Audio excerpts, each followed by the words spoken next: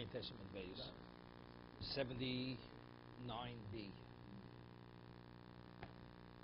Okay?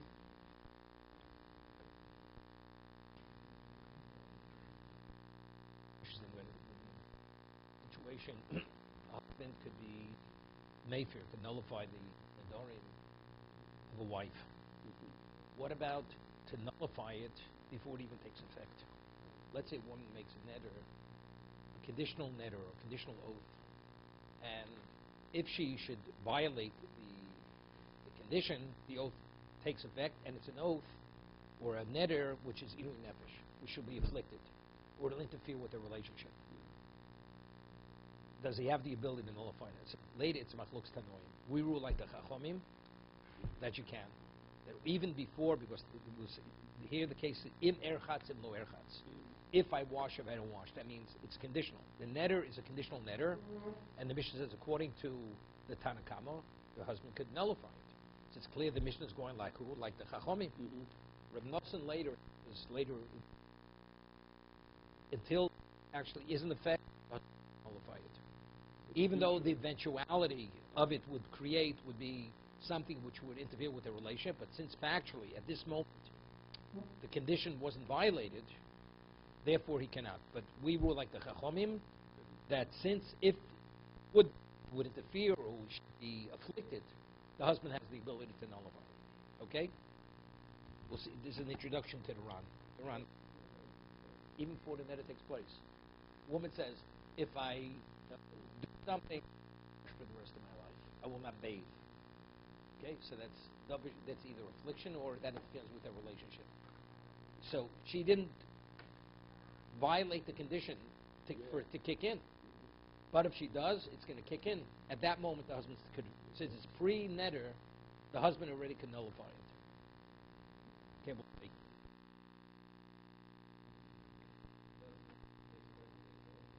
No. It never happens. It's never going to happen. It's like she never made the statement. Okay, let's see. Im erchatz. Mishnah says, im erchatz, im lo erchatz. If I don't wash. Hechi komra. What did he actually say? Ilay med omra konim peris olam olai. She says, all fruits of the world should be off limits to me. So what do we say? That's inu nefesh. Woman says she's not going to eat produce, period. That's inu nefesh. Im erchatz. If I should wash, then the fruits of the world will. So Gemara says, Loma lo hafora, lo sirchatz, lo litzun peres olam, oleo. So Gemara asks an interesting question, because this is the Ran's question. If in fact the Mishnah is going to Chacham, what's the Gemara says? Let him not wash. She says, if I wash, all the fruits of the world should be off the limits to me.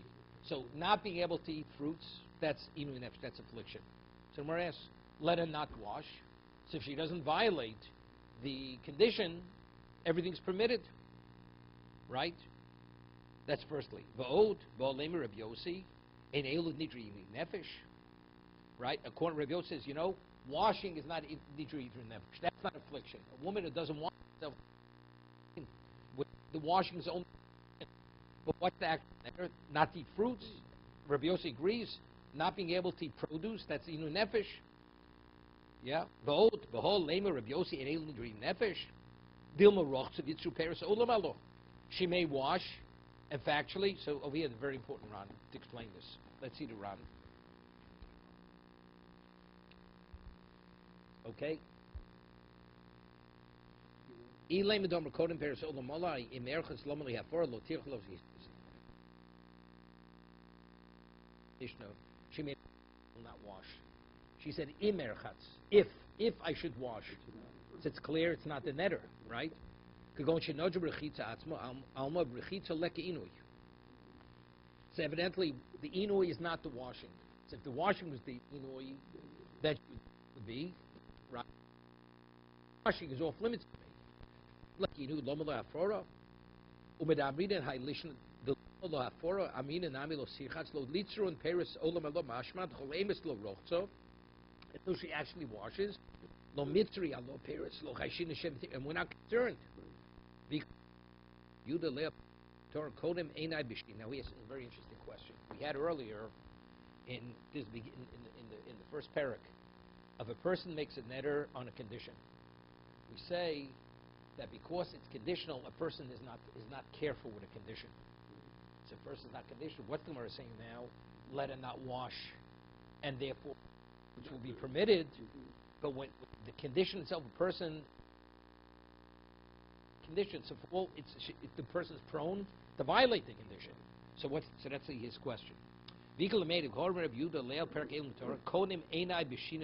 very important. Person says, my eyes are forbidden to sleep today. Im ishan lamocher. You hear this? You hear the case? Albert, a little bit of review. I make a netter. I will not sleep today if I sleep tomorrow. Do we let the person sleep today? So today the netter is not the netter. It's only if I sleep tomorrow, then today it's a netter. So do we let him? So Rabbi says we don't let him sleep today. Because since the condition is tomorrow, and the person doesn't take it seriously because it's only a condition, therefore we don't let the person sleep today. So today, what is it? If I wash, the fruits of the world should be off limits to me. So seemingly it's the same thing. What's the Gemara say? Let it not wash, and therefore the netter will never take effect. But whenever it's a condition, since the person is not confronted with doing the wrong thing, so he says, Al Yishna Yom Chashem Yishal Mocha Diptanoi Lo Mizdayer. Regarding a Tanai, a condition, a person is not careful.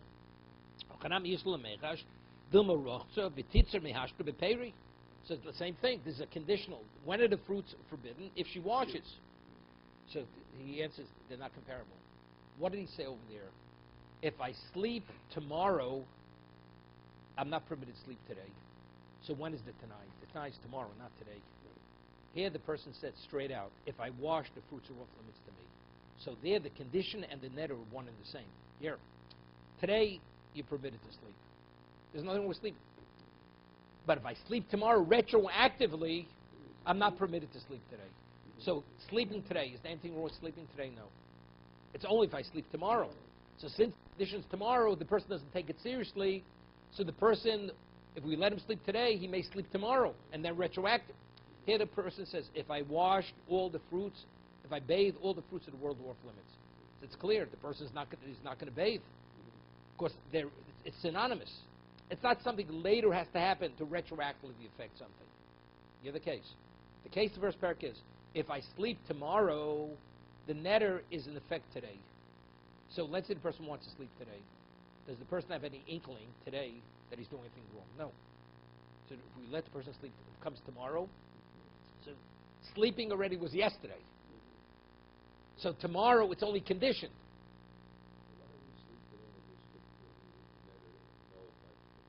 No, we're talking about he's not a null. You're right. That's the reason why we say he should annul it. Because he's not going to be careful. So we say, if you don't want to annul it, we're not going to let you sleep today. Because if you sleep today, we're considering you sleep tomorrow. Well, let's say he chooses not to. You can't force a person to annul a netter. Said that we won't let him go to sleep. You don't want to annul it, we're not going to let you sleep today. Because if you sleep today, we're concerned. But again, if let's say he sleeps today, tomorrow what is he dealing with tomorrow? There's no one is synonymous with the other. There's nothing wrong with sleeping. Because tomorrow is purely. Here the woman says, if I wash, if I bathe, all the fruits are to me. So what's bathing? Bathing is synonymous with what? With the fruits not being permitted. Of course, the person will be careful. So that's what he says. Lavkushi. If the person would say, the woman would say, all the fruits are off limits to me today, if I bathe tomorrow, that will be similar to the other thing. Okay? She says, if the fruits are, so washing is the equivalent of prohibiting the fruits. Secondly, the Gemara asks the question, according to Rabbi Yosef, says, washing is not a uniform issue. The netter is not the washing. The washing is the condition. What's the fruits are not permitted? Everybody agrees. Denying is. That's the second question. He says, La Rabbi Yossi Kashalei. Saying, Do nakte Rabbi Yossi, Amai lo Yofir. Dilma Rochza, do Ibcha Kshina, Letana Kamlo, Sirchas lo. Elo lishn the kashali. The comment ain't Elo. Reb Yossi staying in the Mishnah. The case where he says, if I wash, the reason why the husband can't annul it's not inui nefesh. It is if it's only the condition, but the netter is not eating fruits.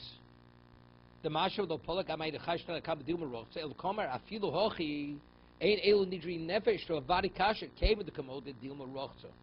Ayikim nidruhu isla inui nefesh. If actually I'm concerned, she may wash, right? That so it's definitely vim isud lo model a dil meroch to have a little name and yochel hofer mishum nidri inui nefesh. Okay. Samar says Ella, so we're following. That's definitely not the case in the Mishnah. Bathing is the condition. Bathing cannot be the condition, because firstly, and if you can, and how do we answer Rabbi Yossi? Ella, the Omer, listen to this. The Omer anos rechitza olai laolam. He says, I'm not permitted to bathe ever in erchatz. You hear this? So here it's similar to the other case. She's saying, I will not bathe forever if I should bathe. If I should bathe once, then I'm never permitted to bathe. So we're talking about bathing. So if we're talking about bathing, one second, Mishum Hochi Meifelo. Why? Dehechi Tavit. Tirchatz, if we allow her to bathe, Mitzro Hanos Rechitz Alo. If she bathes, that means it kicks in immediately, she's not permitted to bathe. Ever, for the rest of her life. Lo Sirchatz. And if she doesn't bathe, islo nivlo. And according to the Chacham, nivl means she's unattractive. She's in a disheveled state. So therefore, as a result of that, what do? Rabbi Yossi, that's the Tanakama. Tanakama says, why? She said, if I bathe, so the first bathing is permitted. If I bathe, I'm not permitted to bathe. Bathing is off limits to me for the rest of my life. So the Chacham say, what? She can annul it. Okay? Rabbi Yossi saw the Efshelo Rochza, Linville. Stop. You know, so let her not bathe. Because Rabbi Yossi holds bathing is not a Yinu Nefesh. Ulenivelo Chayshinon. And he's not concerned that she'll be in a disheveled state. Ihochi. So the Gemara asked the question, if that's, let's see the Ran on this. Ran says, Kaven the Komra Hochi, Bechitzu Shonashari. The first bathing is permitted. She said, if I bathe the first bathing, which is permitted, all bathing is forbidden to me. Ava mehi rechitza ve'elech mitzur b'chitza olam is lo'olam. Someone says, lo sirchitz is laniv svile hashter b'chitza ika inu nefesh. Chite bihochem aynoka tano talya nidro b'im lisni konim b'chitza olai. Ika l'meima the Rebu, he said, asking a phenomenal question. If actually, the woman said, if I bathe, which is permitted now, bathing is not permitted to me. What do we have to have a conditioning bathing? Let us say, I'm not permitted to bathe. Right? The way we're explaining now, what's the case is if I should bathe. So what does it mean if I should bathe? If I should bathe once, which is permitted, then I'm never permitted to bathe. If we're speaking about a neder, to bring out the point that not bathing is inu nefesh, let him say a very straight case. A woman says, bathing is not permitted to me. Finished. What is he making the bathing condition? If I bathe once, which is permitted, I'm never permitted to bathe. Say a simple case. What are they arguing? Is bathing inu nefesh or not? Is that called an affliction? Tanakama says it is an affliction. Rabbi Yossi says it's not an affliction. You're not afflicted. It's good. Say, Tanakama says, a woman says, if bathing is off limits to me, according to the Tanakama, you could annul it. According to Rabbi Yossi, you can't annul it, because it's not inu nefesh. What does he have to make it the case? It's a condition. If I bathe once, which is permitted, then all bathing is off limits to me. So the Ran says, because he's telling me a chiddush. What's the equal to Meima? He says, equal to Meima the Rebus Ashminu Tanakam the Afa Gav the Chitz Kamai Seshario Filochi Yofim Hashmi. That's the chiddush. If the person makes a conditional netter, if I bathe, I'm not permitted to bathe forever. So when the husband nullifies it, did the netter take effect yet? No, that's the chiddush. That's the chiddush. If the woman say, if the case would have been in the Mishnah, bathing is forbidden to me. The netter is effective immediately. So it's understood he can knock it out immediately, because the netter is effective. Here, by saying, if I bathe, then I'm not permitted to bathe. And she didn't yet bathe the first time. Right? It's a conditional. So the chiddush of the Tanakama is, you can already annul it now, even though the netter hasn't yet taken effect. That's the chiddush of the Mishnah. That's a chiddush. It's a phenomenal chiddush. No, I only mentioned only in the introduction. this will be discussed. That's the machloks, the Chachomim and Reb Nosson. This is the position of the Chachomim, that if it would take effect, it would be Ilu Nefesh, or it would interfere with the relationship. The husband can even annul it even before it takes effect. That's what the time. No, he gave it over. No. There he gave it. He wanted to make an annulment, to annul it when it comes into effect, before she even made the neder. Here she already made the statement. There, he says, any neder you should make in the future, I'm annulling now. That case is worse. Because there, she hasn't said anything. Here, she has said something. So it's already in motion. She just has to violate the condition for it to take effect. You understand? There we ruled it's not a valid annulment.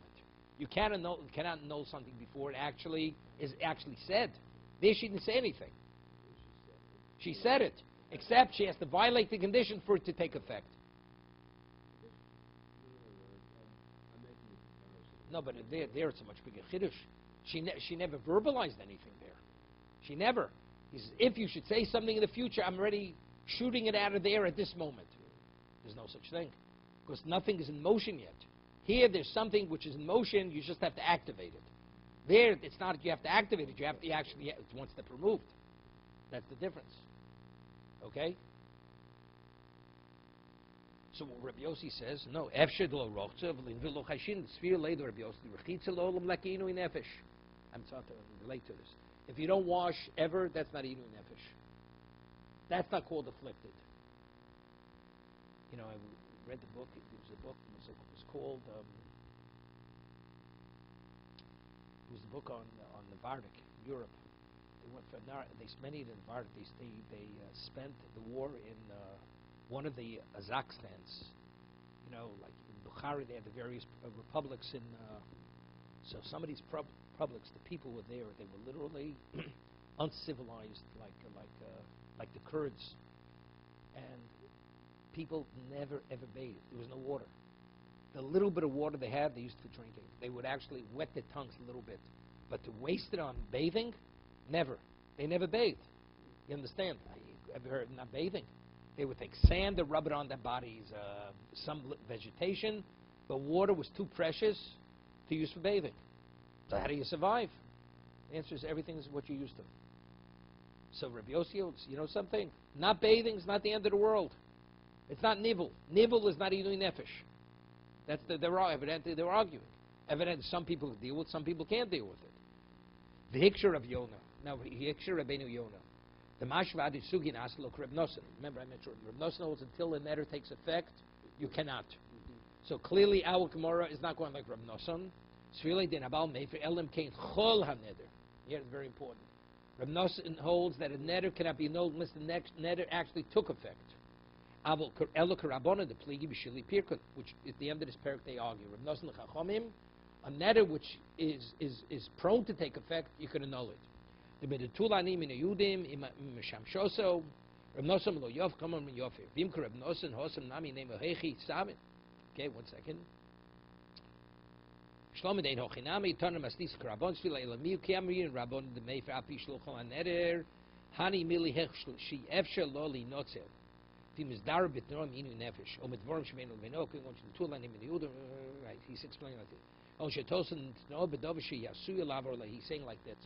Even according to the Chachomim, that they say you can annul the neder before it takes effect, that's only a neder which is inevitable, it's going to take effect.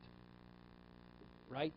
So let's say not washing, not bathing. According to Chacham, bathing is something which a person has to do. So it's inevitable the woman is going to bathe. So since it's inevitable that she's going to bathe, that means the neder, for all intents and purposes, it's like it's already taken effect. If it's something which doesn't have to be done, and it's probably the person will not violate the condition, even the Chacham agree, this is Rabbi Yonah says, you can't annul it. You cannot annul it. But something that's meant to be violated, even though the neder hasn't taken place, that's where the Chacham say you can annul it. Okay? Right, he says, Aval Hecho, Shetolse Nijub Dav She'eno Lo Me'inu Nefesh Lo M'dvar She'eno Levino, Vu Dav She'efshel Lamod Bo, Kirachitzo, Kosaitu Reish Sugin, Leso Inu B'Hagavna Filo Rabbanu Lo Yofer. So he asks a question. So that's the way Rabbi Yonah is explaining it. Bikasha Tanya, it says, Eishes Ishomra. Let's say a woman's married. He says, Hareini Naziro Kshes Garish. Hear this case. Woman, she's married. She says, I will be a Nazir when my husband divorces me. Okay? So, so Reb Kiva says, Yofir. No. He says he could nullify it even though it's only after he divorces her. So over there, it's not inevitable she's going to become a Nazir. Because she could only become a Nazir only if he divorces her. So if the husband chooses not to divorce her, and yet Reb Kiva says he could nullify it. Rabbi Yonah is saying, when did a Chacham say you can nullify it? If the person is prone, is prone to violate the condition, so we see it as if it took effect. But something which doesn't have to be violated, the condition, even the Chacham agree you can't nullify it. So yes, a good question. The Gemara says later that if a woman says, I'll be in the zero after my husband divorces me, the husband can nullify it. Why? Being divorced is not up to her. It's up to the husband whether he wants to divorce her. She has no control over it. And yet it says the husband can nullify it. Even though it's not inevitable, she's going to be a Nazir. Right? So it's contradictory to what Rabbi Yonah is saying. Right? He says, Bishum the Sfirlei the Baal Meifir, Al Pishul Cholaner, Bamai Hosam, Hakati Leko, Lotzari, Ninefsh, Lesson, Mishum Dvarim Shbein Levo, of it nothing interferes. As long as the husband's married to her, she's not afflicted, doesn't interfere with the relationship or anything. Lav Kushi, the Hosam, Lav Bididokoi, Linotzam Inu Nefesh. The Dilma Megarfi, he says, no, you know why? The husband, if he wants, at any moment, he can divorce her. If you're in control of yourself, let's say a person says, if I don't eat candy, if I eat candy, I will not wash for the rest of my life. And say an adult who's mature doesn't have to eat candy. So there, but over here, she says, I will be a Nazir when my husband divorces me. She could be a Nazir in a split second. That's not under her control. So since the husband at any moment could put her in a state of Nazirus, and that's in his control, right? Therefore, he can annul it. Okay,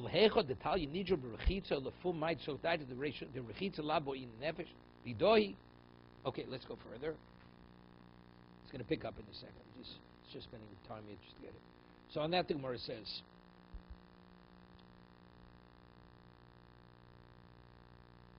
if that's the case, Rabbi Yossi Omer, Tanai ze ein bo b'shemim nefesh. Here's this, terrific.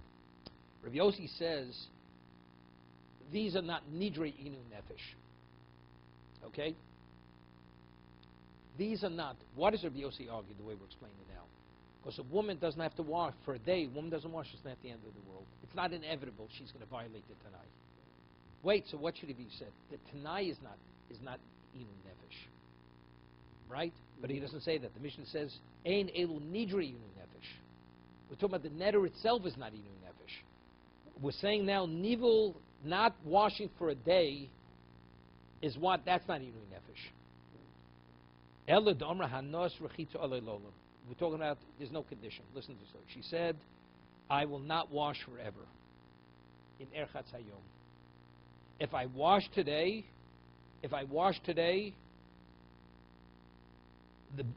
I will never benefit from washing, bathing, forever, if I wash today. Rabbi Yossi says, Nivul chad yoma lo shmei nivul. Yeah, so that's, what did she say? 1 second. The Tana nivul chad yoma shmei nivul shmochi yof dehechi yorai. Rabbi Yossi says, Nivul chad yoma hilkoch lo yofer demotzi mukman nafsha chad yom berchitzav sulo mitzrabo lekel kshui. Yeah, ihochi listen Rabbi Yossi Tanai zeh ein bo mishum yeah mishum iavo otoni hochi have a mash ini nevesh lo havi. Okay, there's a piece over here. Yeah. Rabbi Yossi Sova nivul chad yoma lo shmi nivul shenis im erchatz im lo erchatz. Now the question is, how would he understand the second case? So what did she say? The first thing, the woman said, if I bathe, bathing should be forbidden for me forever if I bathe. But it says, but she also, if I don't bathe. So what's if I don't bathe? If I don't bathe, bathing is permitted.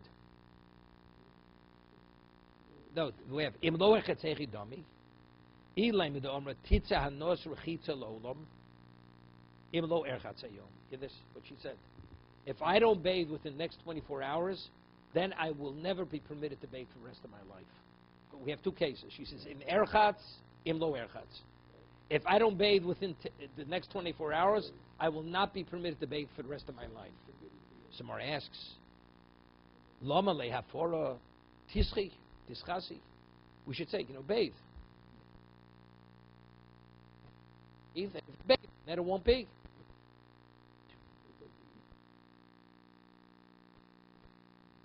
The omra hanos rechitza olai lo'olam imlo erchatz b'mei mishra. Here, she says, I admitted to my life if I don't the flax water, which is putrid water. It's putrid water. Tell her to do that. You understand? So if she bathes in putrid water, she's not permitted to bathe for the rest of her life. So in that case, is she going to bathe in putrid water? Not. So it's inevitable. She's not bathing. Therefore, as a result of that, you can annul it. That's why you can annul it. The kavosik toni imlo and similarly it says imlo eskashet im eskashim lo eskashet. If she doesn't put on cosmetics, we had a case. If I do put on cosmetics, I don't put on cosmetics. Lichluchu. In terms of bathing, let's say bathe in putrid water, but it's just if I do put on cosmetics, I don't put on cosmetics. What's the case? Mm-hmm. If I don't put on cosmetics, then whatever should be forbidden to me forever. He says, what? She's going to what? Im lo eskashim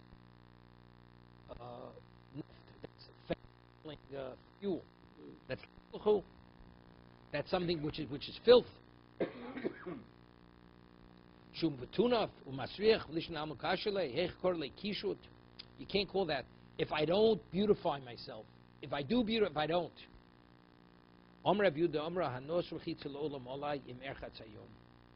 What she said.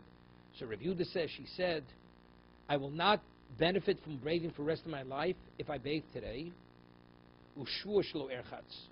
And I swear that I will not bathe.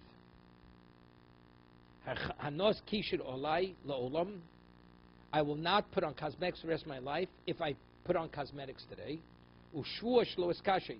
So the negative is a shvuah, and the positive is a neder.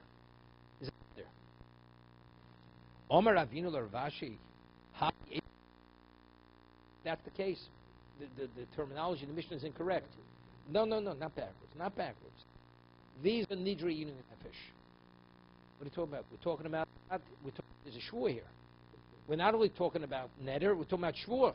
What does it say? If these are nidre yinin nefesh, you should say these are nidre and shvuah yinin nefesh. You should say both. The two things are simultaneously happening over here. He says, something, change the text of the Mishnah. The Mishnah should read, these are Nedarim and eating nefesh. Something, in the generic sense, a shvuah is also called a neder. How do we see this? Ditnan, ben nidri rishon, we have in the first parak, what a nidri rishonim? We say a person's a tzaddik doesn't make nedarim. Torah frowns upon a person makes nedarim. And what examples of nidre rishonim? It says neder ben nozi ubekorban ubishvua. So what do we see?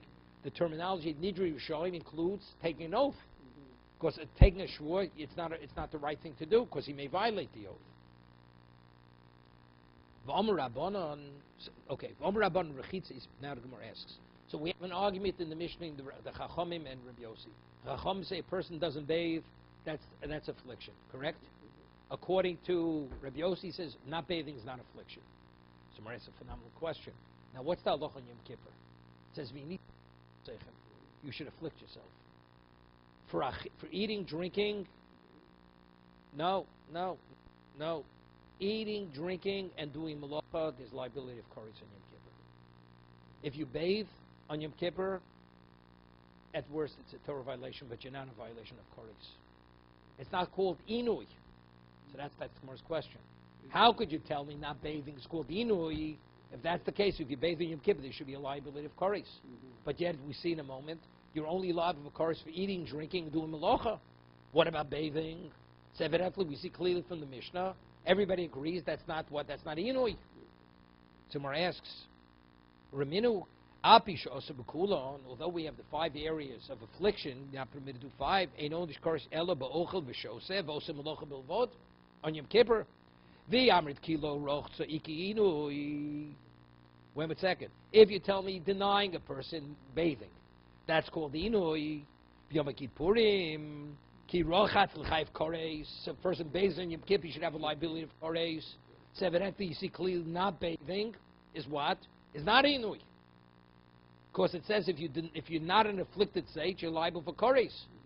And yet it says bathing, that's not called being in an afflicted state. Omar Rava. So Rava says, you have to read it with the context of what we're dealing with.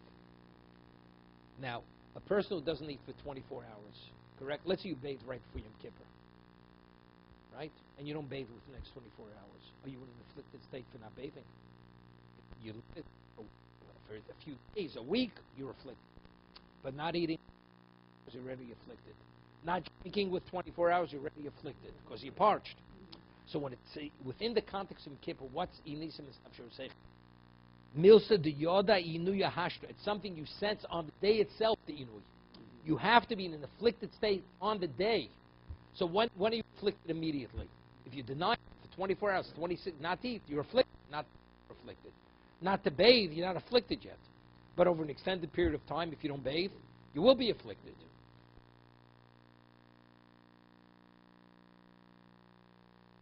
Sense the affliction. It's only over an extended period of time. However, Gabi Nedarim, what's neder? If kol neder v'chol shvu. Osalanos nefesh says any neder or shvu which ultimately will bring. It's a neder which ultimately you'll be in an afflicted state. So if you don't bathe for the rest of your life or for a month, you're in an afflicted state. Washing, doesn't that cause one ultimately to be in an afflicted state? That's the position of Chachamim. Yom Kippur, you have to be afflicted on that day. Neder, it's any neder or true which will bring to an afflicted state. That's the husband could. Very simple. You don't have to, but what is the nature of that neder? It will happen. The husband has the ability to nullify it. Okay, good. V'rami de Rabbi Yossi, we have a contradiction of Rabbi Yossi. Okay? Mayon, now, according to Rabbi Yossi already what is not affliction? It's not even, it doesn't even interfere with the relationship. You know? So we have a contradiction. Mayon Shabbanei here, whatever, you have a and V'chaya Acherim. So the question is, they need the water, another community needs the water. Now, who takes precedence? They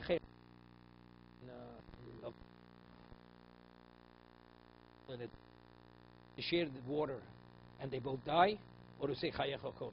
You say, look, your life takes precedence over the other. It's Rebbe Kiva. I ben Mishlo Yomas ben. The other guy died first. So over here, you have enough water for one community, not for two communities. So the life of that community takes precedence over the other community. Listen.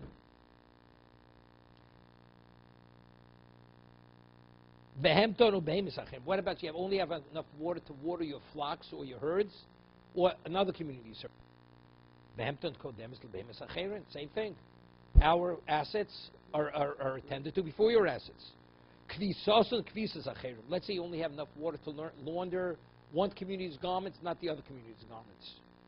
Also, it's a question of comfort, right? To go with garments which are not going to be cleaned, you're not in a comfort state. Oh, now what if somebody said, if everything is the equivalent, community A takes precedence over community. What about its question? Community B to drink water, or community A to use the water for laundering?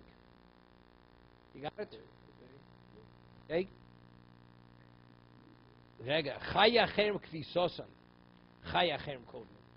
There's a question, we want laundered garments or providing water for the others people drink.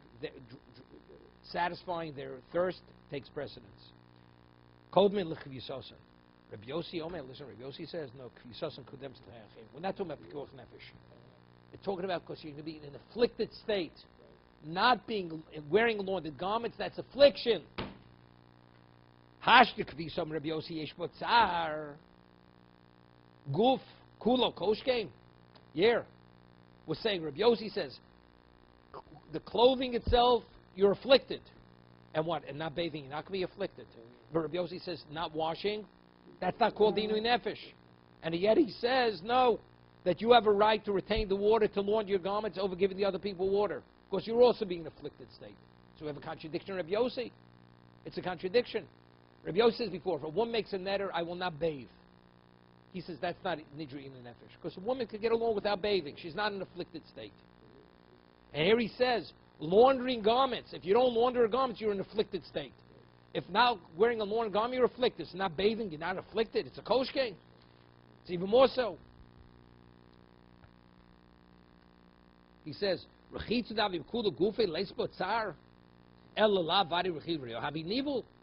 it's something which is totally, it's being disheveled, being in an unbecoming state. Samar says, Amri in ein kviso alima l'Rabbi Yossi. Hear that? No. Wearing a dirty garment is worse than not being bathed. Why? D'amar Shmuel hay irbubiso dereisha masya lidei aviro. If buv yisa de mosa masya de shamusa. Hear this? He says, wearing dirty clothing, a person who doesn't comb his hair, okay, and as a result of that, there's all kinds of uncleanliness in your hair. Combing your hair, that means cleaning out all the whatever it is, not only the lies, there's oil and there's dirt, whatever it is. So he says, if vusa de ratio, masyo lidei aviro, causes blindness. This, a person whose head is not washed and not combed out, vusa de money. What about if the clothing are filthy? Masli de shamusa. Yeah, this causes a person to become senile. No, to become disoriented. You ever see these people, the homeless people walking down the street? I'm not sure, but whatever it is, these people that talk, they're semi-senile. Irbusa de gufa, but if you don't wash your body, masli de shichni v'kivi, causes boils and different types of breakouts, rashes. So what's worse? So you see, one affects your mind. The other effect causes you to become blind. So what's worse? Therefore, he says, if it's a question of retaining the water for cleansing one's clothing, that's more important than washing one's body. Yeah. Sheesh begadav havuvi shel zuamo sheinu mechapsen tomel lotion kshem mezumam mevil de shimon with timon leiv. Buset gufa kshegufa mezum sheinu rochitz tomen mevil de shichno ababus hamachivos leilu yeshufus. Hear this? He says, if you have a skin rash, you can put some medication on it. Once a person loses his mental state, there's no coming back on that. Avoshimum koshe mehen alma kfisa alima mirachitzo. So one's inu nefesh. If it's a question of laundering one's garments, where the consequence is not correctable, then that's disastrous. That would be inu nefesh. Let's say a woman make a neder. I will not launder my garments. Rabbi Yosef would agree there. That's inu nefesh. That's inu nefesh. But washing one's body, living with a rash, with a boil, it's not the end of the world. That's not inu nefesh. Sholchem Yitam, they sent a letter from Eretz Yisrael to Bavel. Hizor b'viso, you have to be careful regarding this uncleanliness. He's meaning you have to be laundering your garments and bathing. It's something important. Hizor b'chabura. Hizor b'bnei aniyim. Hear this? You have to be careful. B'nei chabura. That when you study, you should study in a group setting, not by yourself. Hear that? Be careful regarding laundering garments, washing your bodies. Be careful regarding studying the Torah. Study it in a group setting. Hizor b'nei aniyim. And be careful with the children of poor people.